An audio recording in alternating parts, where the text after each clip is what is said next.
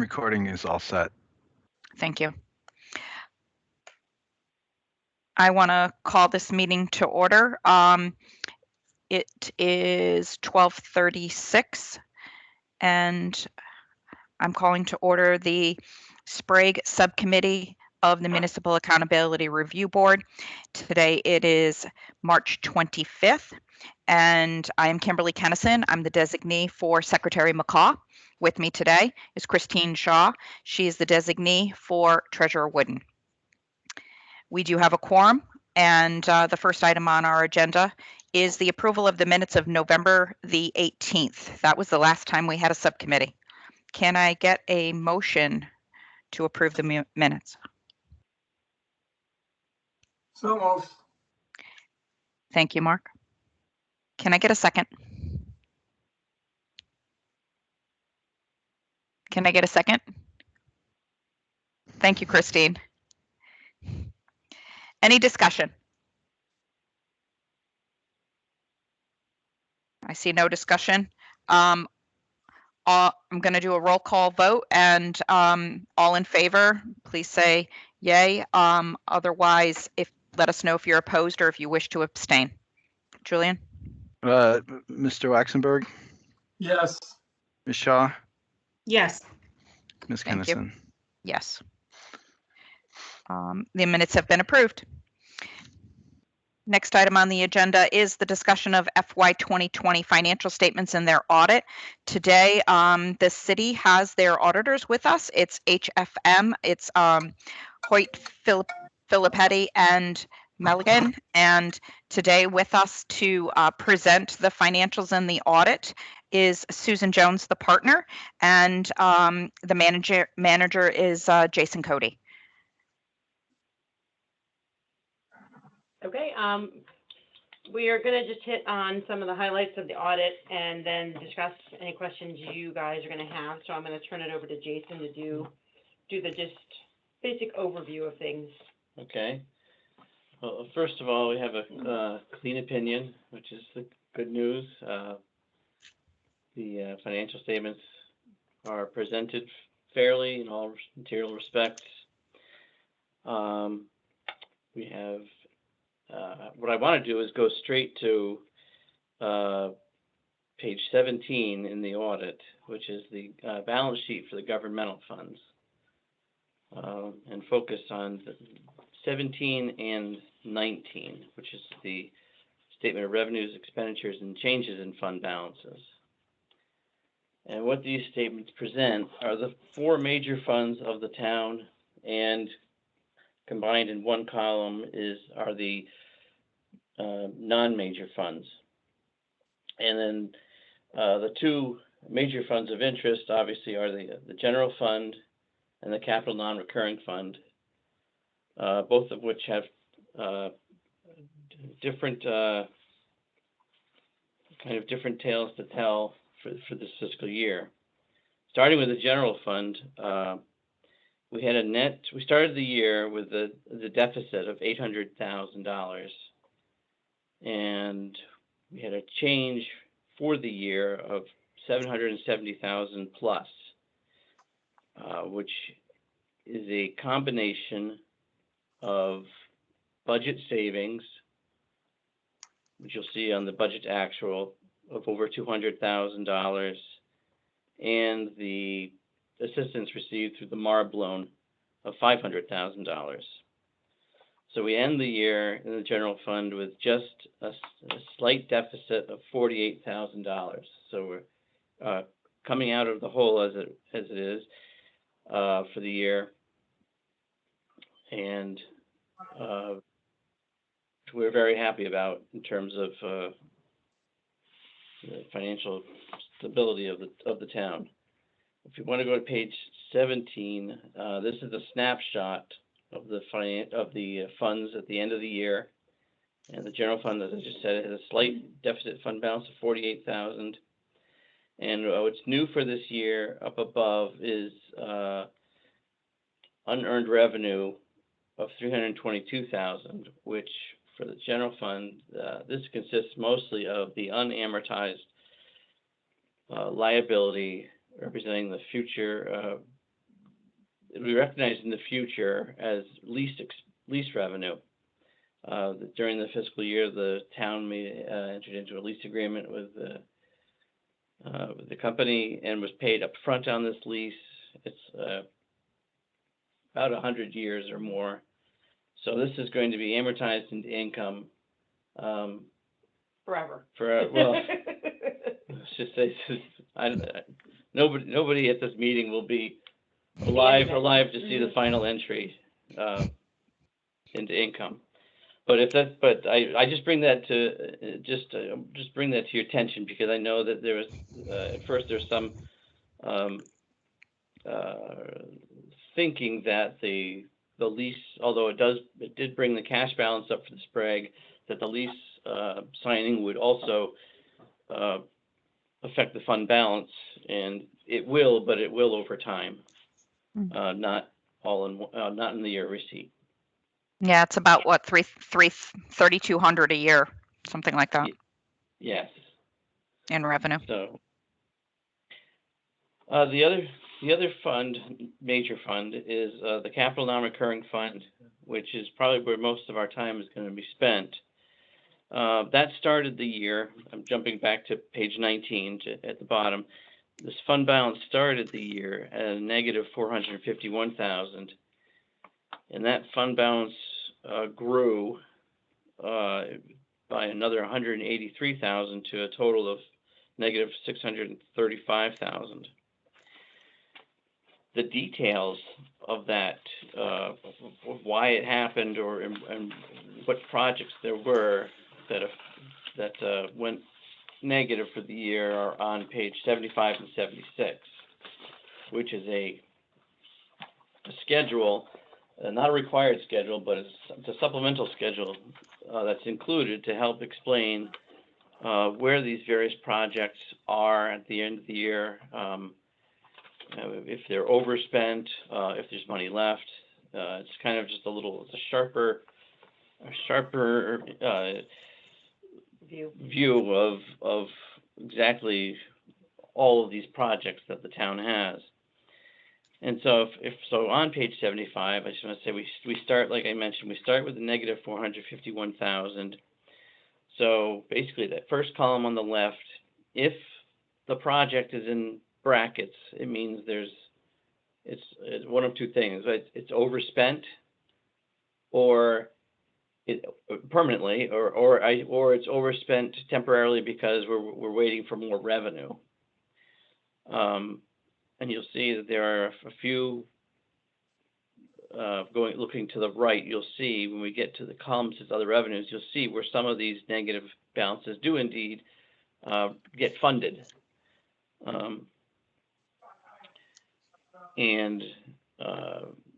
But our concern is that overall, the growth, we ended up spending more than we were more or less authorized to, by, again, 183,000. Looking at three different schedules here. So throw in the finding too while you're covering. So, and just to explain the schedule a little bit more, the top piece, the restricted fund balance, those are projects that usually they usually involve a grant, because the restriction has to come from a third party. So where they're negative, it either means you spent more than the grant will allow, or the grant income hasn't come in, that 60-day rule, or in some cases, I think there are expenditures where there's a local match and you have to spend the local match, and then the grant doesn't come through for some reason. But in any event, that's the highest level of the fund balance restriction, and those are all the third party projects.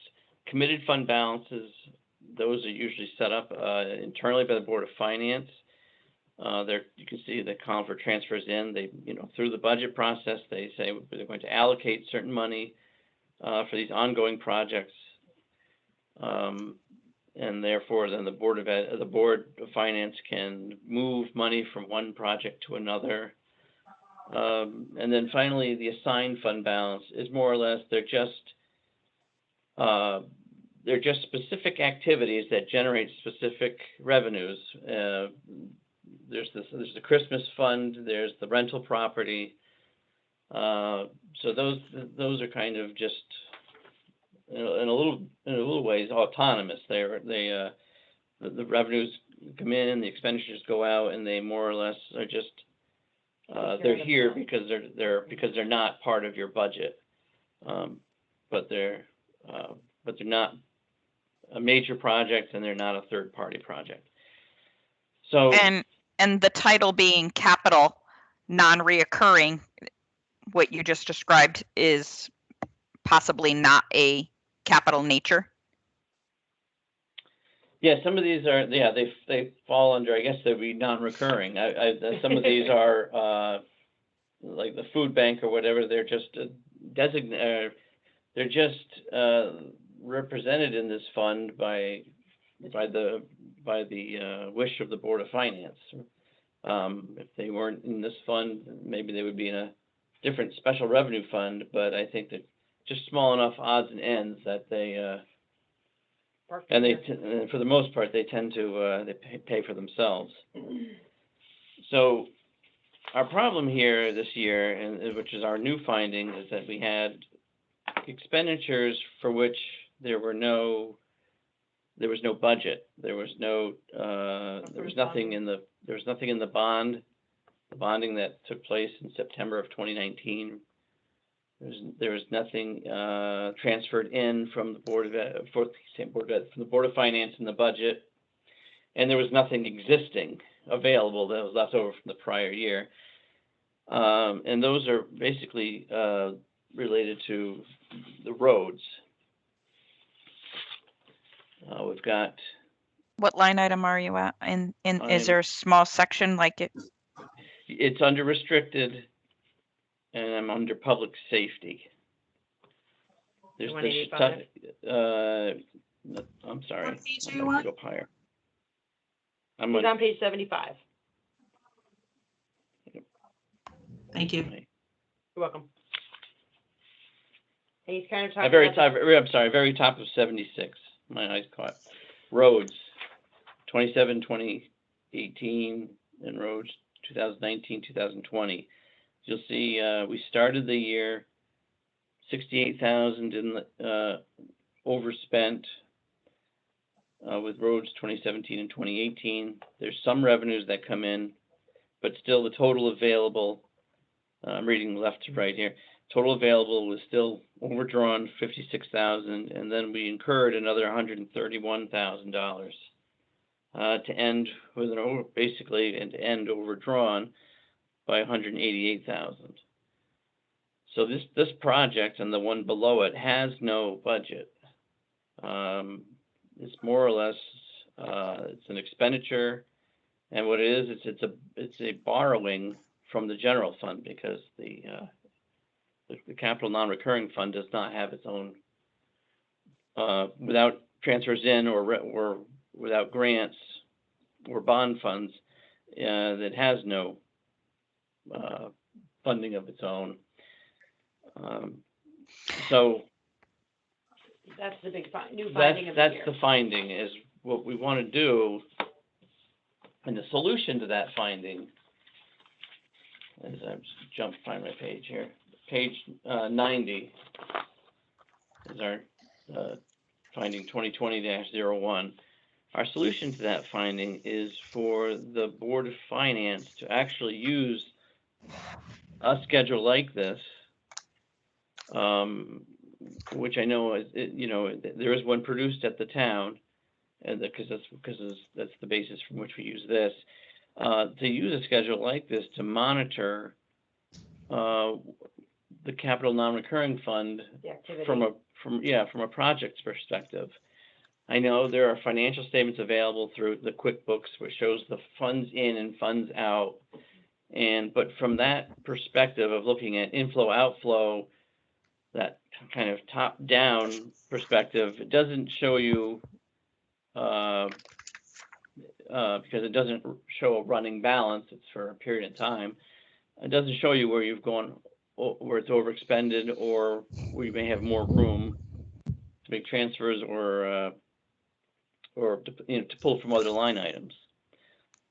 So it's a simple solution, I would think, is just to use this. And if your column, your project is in brackets, you don't spend any funds. It's as simple as that. And I wonder why we have expenditures in a fiscal year end June 30th, 2020 under a roads category called 2017-18 with more expenses going out of that line item. Is it just really misclassified? It should have been under 2020? I think it's simply they're not replacing old projects with newly named projects. I think it's just Repurposing the line. Yes, exactly. I think that's what it is. Yeah, because to me, honestly, to see this schedule disclosed within the financial statements, and I did speak with the town about this, is that I wouldn't be listing some of these line items out here that have no detail on them, and it really should be cleaned up. It's not to me, this looks like a work paper. It's not a real schedule, a real statement as a schedule of changes in fund balance.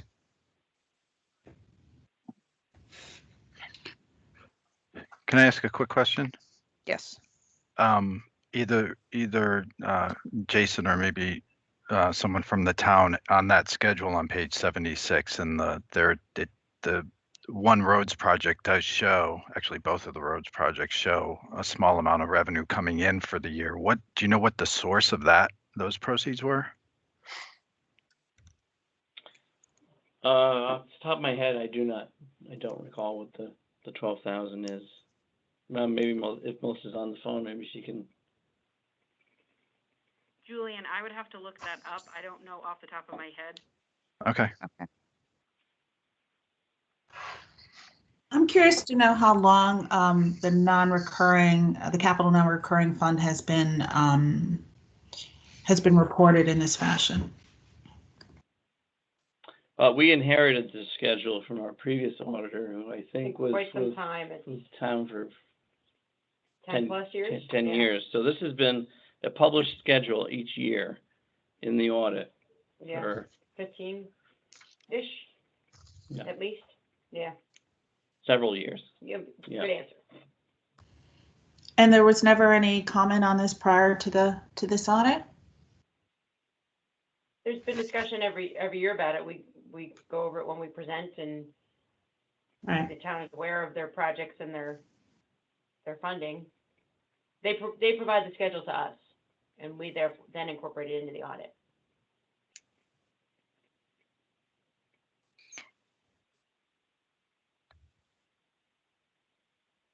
How long has HFM been auditing the town? 4 years. 4 years. Okay.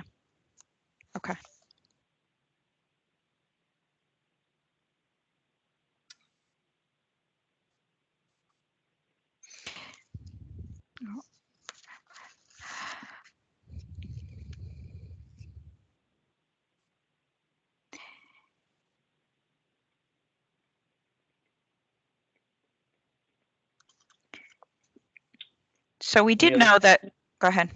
I'm sorry. Did any other questions or on the schedule?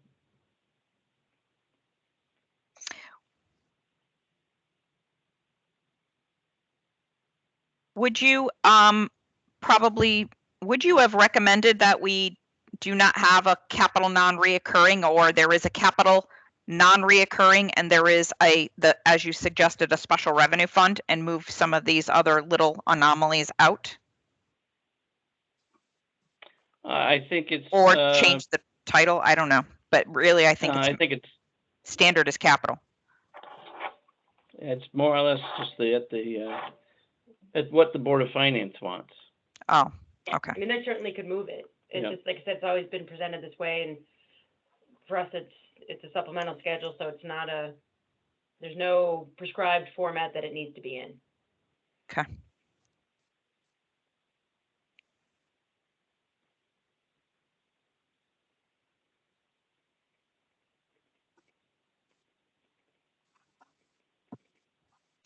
All right. I guess while we're on this topic, Melissa or First Selectman, can you tell us why the projects, it looks like it's the non-reoccurring, why did we not have enough money for some of the projects that we had? Did something fall short? A specific explanation? Well, they're in, I'm not talking about the prior year because that's not under you. I understand that part of it. So that's what you've inherited. But I was just wondering about this year. Did you anticipate getting a grant and you had to do some road work, or is this emergency situations? this was work that was completed under the prior administration, Oh, and just paid for during. in this year? in this, yes. Okay. Thank you.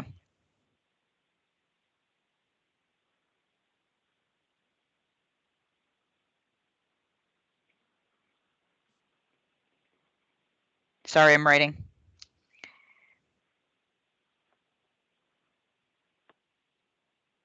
Okay. So the town has responded to that finding. Somebody just joined us. Oh. Michelle is here. Hello. Hi, Michelle, welcome. Okay. Any other questions about this non-reoccurring, or the auditors can move on to the next parts of the presentation?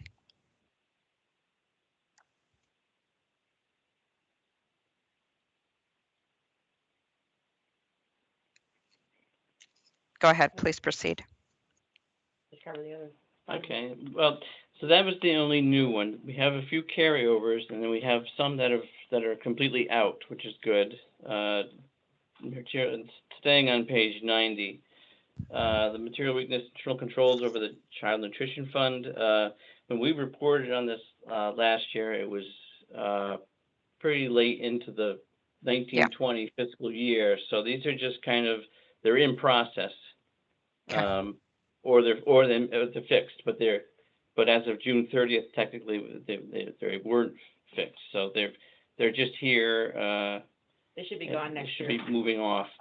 Okay. Same with material weakness 2017-002, general ledger systems for all funds.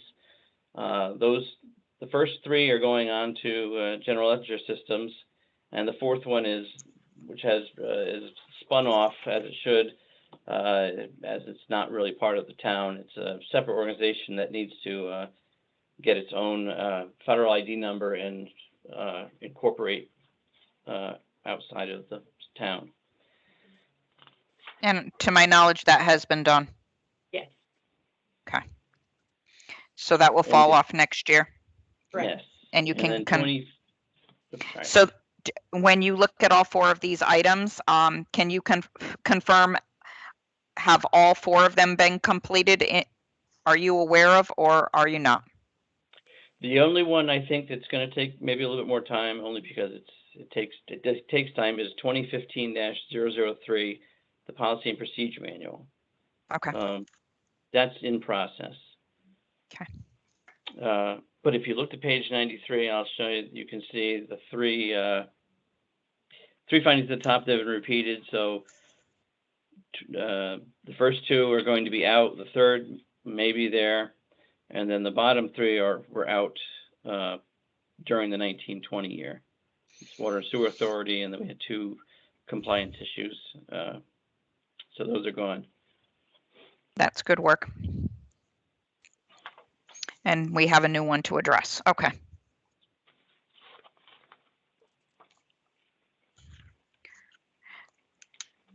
So overall, we're pleased that the town has They progress. made it, has turned around, and we're just fund balance is almost at zero, and we'll hopefully continue to climb out of that, and we expect climbing out of that will eventually allow for pulling the capital non-recurring fund out eventually. because unless you use other revenues, that the only method of clearing that up would be to transfer funds to the capital non-recurring to formally approve and clean up and zero out those line items. But the first step is with the general fund, and that's in process. Yep. Thank you. Any questions from the board members?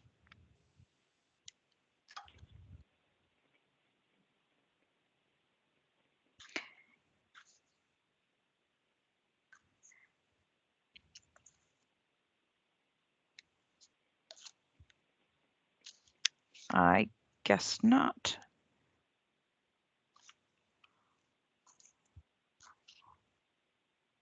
All right. City, would you like to add anything to the discussion about your financials? This is Cheryl. Just that we're going to continue to try to bring the balances up in the general fund, and then work on the capital non-recurring fund, and make sure that funds are not spent that are not appropriated. Good. I think that definitely making sure you have the proper internal controls and a process in play to make sure that that doesn't happen is definitely warranted to eliminate this weakness. Yes, and we are researching policies and procedures that would make that impossible to happen. Okay, perfect. And the last thing would be to give us an update on, I guess I would like to hear from the city on Board of Ed, and make sure that we are in compliance as far as getting ready to close these items down that are still open for findings, and then also the policies and procedures and where we stand with that.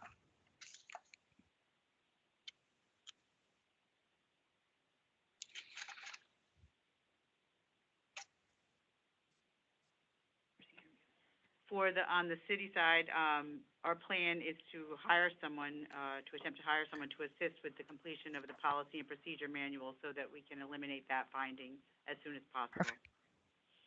Thank you.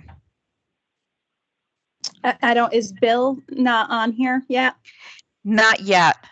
Okay, I can answer a little bit to the Board of Ed then. Thank you. The policy and procedure manual, we do have one that was, just needs to be updated. So we've been going through the process of updating it. Very good. And then for the other findings, I think the two remaining are the scholarship funds or the school, I think they call it the school fund. The school And then fund. Yep, and the student activity fund. So we're right Okay. now creating account codes in the general fund system to bring those accounts in. Thank you. Yep.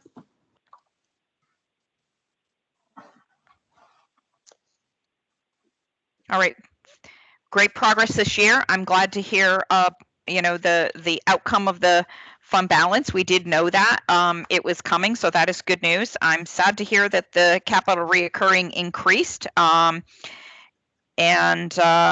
we'll make sure that we get our attention paid in that area and address that finding so that it is closed before the next year, at least if we have a process in play, and then we can look at how you want to determine to fund that. Of course, as Jason mentioned, our priority is the general fund, and then to move to the capital non-reoccurring area. So that is good, but I'm glad to see the progress. It's moving in the right area. I'm glad it didn't shift, and it's really good to see that you can see the light at the end of the tunnel on the general fund balance. So this is good news. Do we have any other questions for the auditors while we have them on the line?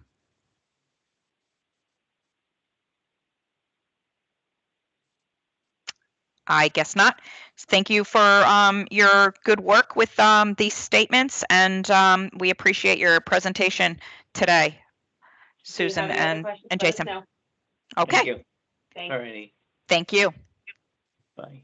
Bye.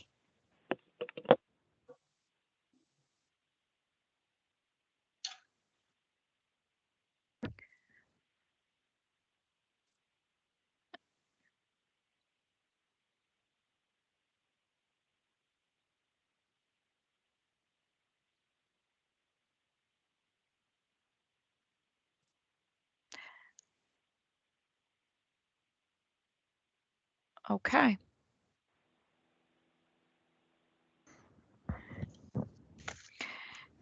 Anything else the town wants to add? Well, we have, or the Board of Ed? Excuse No. me? Hello, Sorry, I was late. I was in another meeting. the good mystery timing. man. I am now not a mystery, so what I can did I it. do for you? Well, guess what? You are just beginning to be queued up for your presentation, so your timing was perfect. We are now ready to move on to the next agenda item, which is going to be the Board of Ed budget. So, Superintendent Hull, please take it away. Sure, be more than happy to. Again, I apologize for being late. I would have been 20 minutes earlier, but the state in their infamous wisdom shut down a ramp that I needed to do, so I had to take a detour. So anyways, our budget is this year, as approved by the Board of Ed, up 1.47%. That's under the 1.5% of the 5-year plan. For a total dollar increase of 98,544. So this the only increases in staff is we added 0.2 FTEs. That's a full-time equivalent to the budget for a social worker. Last year the social worker was working 0.8 of time. We were able to hire a new social worker at a lesser rate than the old one, so it had minimum effect on the budget. Very good. Our budget drivers are, of course, certified staff salaries. I believe you have our presentation in front of you. It's really on page 2. Thank Our you. health and life insurance is also a budget driver. Special ed private tuition is up, and elementary school tuition magnet choice is also up.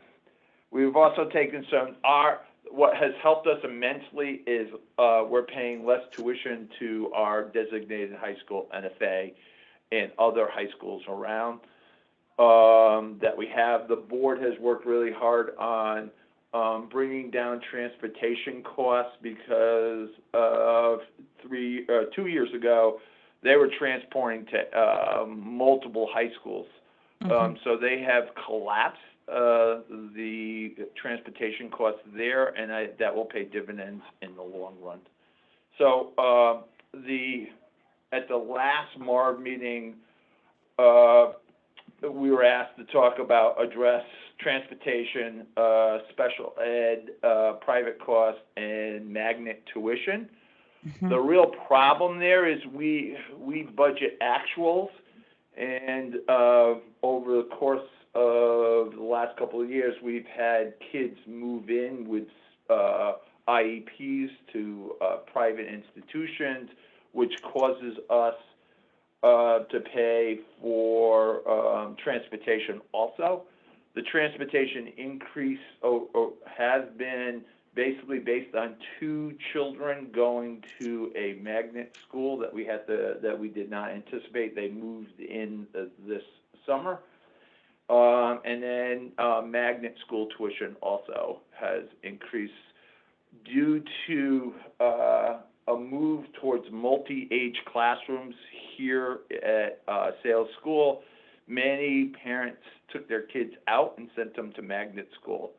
In the past, there was an understanding here that we were on the hook to pay for transportation. Under state law, we're not. The only schools that we have to provide transportation to are designated high schools and magnet schools outside the district. We are not obligated. We have notified parents that we are sunsetting that, so eventually that will hopefully help control costs. So I'll entertain any questions that anybody has. But we worked really hard on getting the budget under the 1.5%. Our issue now is, as you all know, we are being inundated, and this is a good problem to have, with funding from the federal and state government. Right. Which I'm very hesitant about putting in extra staff, because that's very hard to, because in 3 years or 2.5 years, we're going to have to lay those people off that we hire. Right. So what would you suggest? So we're looking at infrastructure. We're looking at ways, for example, to save money in the long run. But we're also looking at, there's a dearth, I guess is the best way to put it, of curriculum and textbooks and things that normal school systems have because of the cutbacks in previous years. Sales school doesn't have. So we are looking at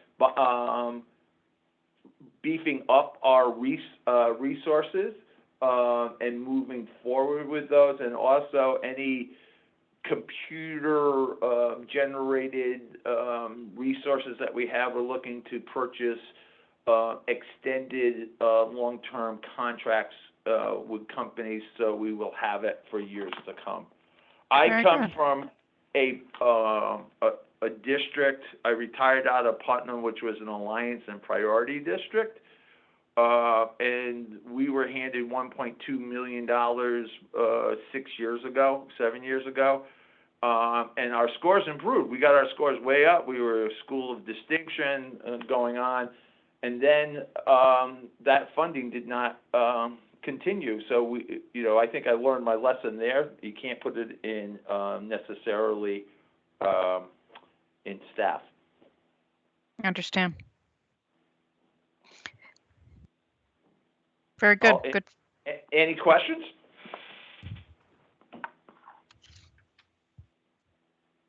I like the fact that you didn't pull it in as one-time money. I'm glad to hear that, and that you're going to help in the infrastructure area. That is really, it's good business, and especially when you don't want to increase your base. So, because if it's one and gone, then that can hurt you. So, I definitely think that is. I agree with you in your thought process there. But that makes it really, makes it hard. It makes it very difficult, because one of the things we did do is we added what is called an interventionist, but we traded off another position in the budget for that. Moving forward, that 1.5 is really important to us. Like I said, we worked really hard. But at the same time, we know 3 years from now, not because of federal money, but because we have a bubble moving through the system for high school kids, we're going to be really tight in 3 years. Okay.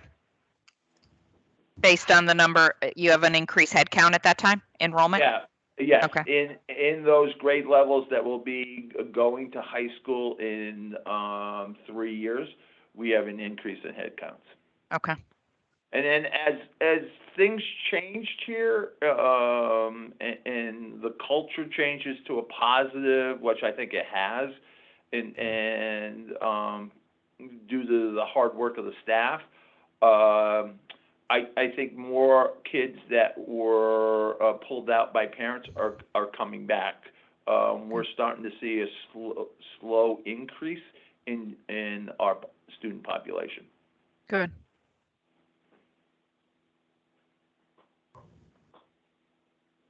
I have a follow-up question, and thank you for this presentation and the thoughtfulness that went into the preparation of this. I'm curious to know if there are any short-term kind of extraordinary needs that could be met, those needs that were triggered by the COVID and remote learning that could possibly be where these one-time funds could be used to support those needs. Have you noticed anything? we've noticed some things, but we, put our heads together and saw this as a long-term problem. And we were out because we ran a surplus last year of town funds based on, less hours for staff, et cetera. We went out really early and purchased a lot of PPE, cleaning supplies, et cetera. We are now doing an inventory of where we are and what we will need in the future. The real, this is not a small amount of money. I mean, if you look at the surpluses we've ran plus ESSER 1, ESSER 2, and the American Relief Fund, we're talking about pretty close to $1.5 million. That's a sixth of our budget. So, or almost 20% of our budget going forward. It's very difficult, if you're not going to put that in personnel, to find a way to spend that. So what we've done is begun planning to look at, all right, what infrastructure improvements will be cost us less money in the long run. For example, we're looking at putting solar on. Nice. That's good investment. Right. Plus, we're looking at improving HVAC for efficiency, and also this is an older building. The majority of the building was built in 1955. Improving heating, all those things we're looking for to pay dividends down the road. But again, $1.5 million isn't chump change, and we don't want to waste that money. No. Thank you. Did I want to make sure I answered your question. Yes, you did. Thanks. Okay. Superintendent, but you could use some of it if you needed to on a contractual basis to help students. Maybe I think you can, but I could be wrong. Maybe you can't. I don't know if you have unions that you have to worry about. To help students if they needed additional assistance because of the remote learning environment, and or could you go under a short-term contract where it's a temporary contract rather than a long-term contract? Maybe somebody is interested, a retiree, to come back for a year or so, to then help students to, get caught up, and if the remote learning has hurt them academically. Well, I'll start off by saying, tell me one superintendent that doesn't have unions to worry about. Yeah. Our unions have been, I will say, we have great relationships with them, and they have been very flexible with us. Good. So we have actually started to look at retired people coming in, and we're pulling them in. For example, we now have 5 certified teachers as either interventionists, all part-time employees, but interventionists or building permanent building subs. We've just been lucky to be able to draw certified people who have retired, so they can only work 45%. Right. So we've already headed down that road, and we are looking for right now a retired reading consultant to help with coaching our staff members. So we've already started looking at that. Perfect. You got to be lucky though to find them. Yeah. And that 45, and TRB is not budgeting off of 45%. We're not an alliance or a priority school districts where for 2 years you can bring people back full time. Yeah. Under state law, so we're Right. not. So we're I like to say we're we don't want to whitewash, but we're too proud to whitewash, but too poor to buy paint. So. Right. I don't know if it is for municipalities, but I'm probably going to say it's not, but I would double check it. I do know there is an executive order in hand right now about, we call it temporary workers, retirees, to bring them back. And the governor has put in the executive order because we couldn't get enough staff, like for instance, to work in the Department of Labor for unemployment. So those requirements have been waived so that we can keep them on longer because there's such a need for that talent, you know? Oh, absolutely. The only trouble is we're not sure how far that's going to extend for us. The State Department of Ed has been letting us do emergency certifications, and we took advantage of that for a technology teacher. You can't find them. Right. So we were able to do an emergency certification there. I mean, Okay. one of the things that's really hurting us, and I think hurting all districts, is we're not sure what the requirements are going to be for the American Relief. Right. So, if we, right now I'm looking at, 3 buckets of money, and I'm trying to do a budget going out 3 years, based on the bucket of money being the budget, the district budget itself, ESSER funding, and now American Relief. When you don't have the figure for that one variable, it becomes hard to do the algorithm. So, in a sense, because we're not sure what the requirements are going to be for the American Relief Fund. Right. So what one of our towns has done is they did put it in their budget, but we're asking for a contingency on it. What, if the rules came in that you could not use it for XYZ. Yeah, and we're trying not to. We're trying Yep. to add additional things Yes. without supplanting our budget because, I had that a short conversation with Cheryl Blanchard yesterday about, look, we expect to be coming in with a surplus. We don't mind giving that back, or at least some of it back to the town to help the town out. But at the same time, we know in 3 years our base has to increase as the way in which the 5-year plan is. Right. Because if it doesn't increase, there's a cliff coming in 3 to 4 years. So you're going to need something to take care of that.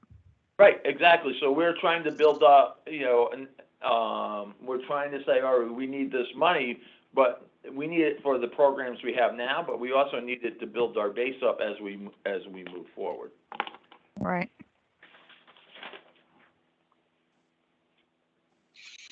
Any questions?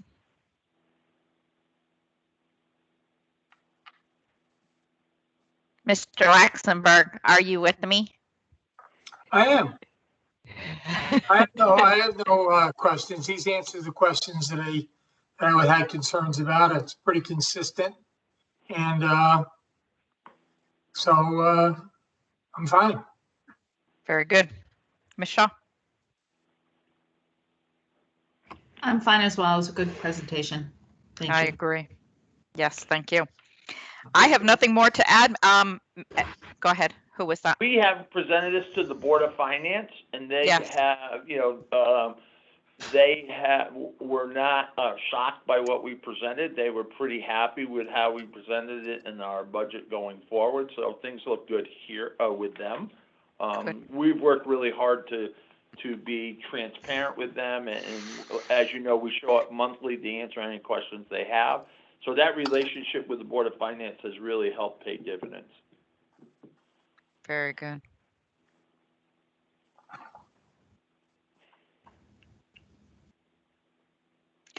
Julian, do you have any questions? A process and timeline. I'm just wondering if Thank the you.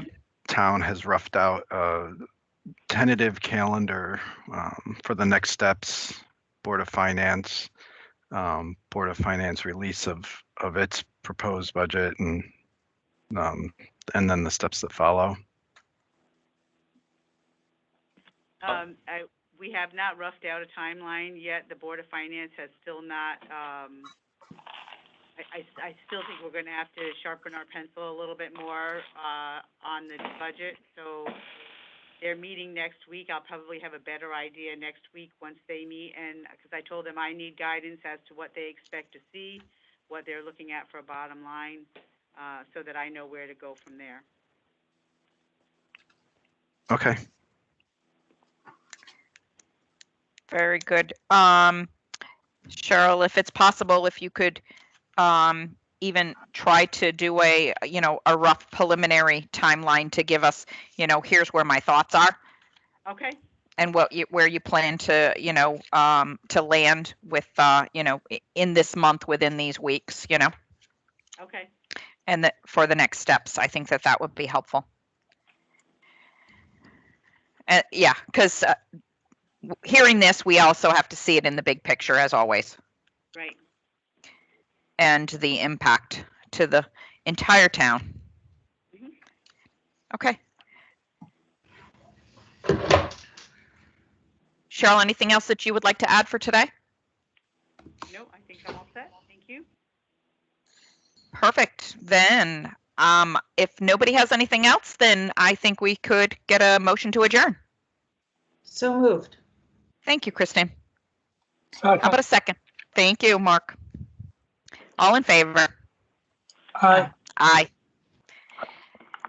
Thanks, everybody, for your time and your effort, your good work here, and we will see you next at the MARB. Have a good day, everyone. Thank you. Thank you. Bye. Bye, thank you. Bye.